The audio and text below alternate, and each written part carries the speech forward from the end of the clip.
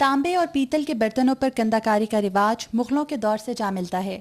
برتنوں کو قلعی کرنے کا رواج بھی صدیوں پرانا صحیح، لیکن تغیر وقت نے تانبے اور پیتل کے برتنوں کی جگہ سٹیل اور کانچ کے برتنوں کو دے دی ہے۔ آج سے 10-12 سال پہلے بہت اچھا کام تھا، جب یہ سٹیل آیا نا، سٹیل سے بھی کام میں فرق نہیں پڑا، جب سے سلور آیا نا اس میں کام میں فرق پڑا ہے۔ پہلے بہت زیادہ کراتے تھے، کلی تانبا آیا تھی، وہ تانبا ختم ہوتا جا رہا ہے، وہ نئی ایٹمیں آ رہی ہے آگے۔ یہ نایاب کاریگر اب محض کسی شہر کی نواحی بستی یا پسماندہ سے علاقے میں خال خال ہی دکھائی دیتے ہیں۔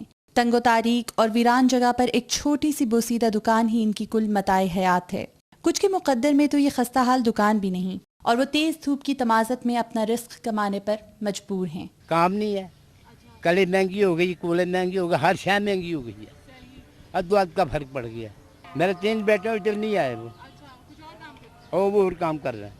پہلے گلی محلے میں بہت زیادہ تھے کیونکہ کام زیادہ تھا، اب یہ اتنا کام نہیں رہا، اب یہ کام صرف بازار میں ہے، برتن والے بازار میں ہے۔ آج سے آپ 25 سال پہلے لے لیں تو ہر انسان کی ضرورت تھی کہ میں اپنے بیٹے کو کام سکھاؤں، اب کوئی شوق نہیں رکھتا کیونکہ اس میں اب کمائی نہیں ہے اتنی۔ برتن قلعی کرنے کا فن نہ صرف اپنی پہچان گنواتا جا رہا ہے، بلکہ اگلے وقتوں کی ایک دل پذیر روایت اپنی آخری سانسیں لے رہی ہے، اور شاید آنے والی نسلوں کے لیے یہ فن محض ایک اصطلاح ہی بن کر رہ جائے۔ Madiha Chaudhry, ARY1 world, Lahore.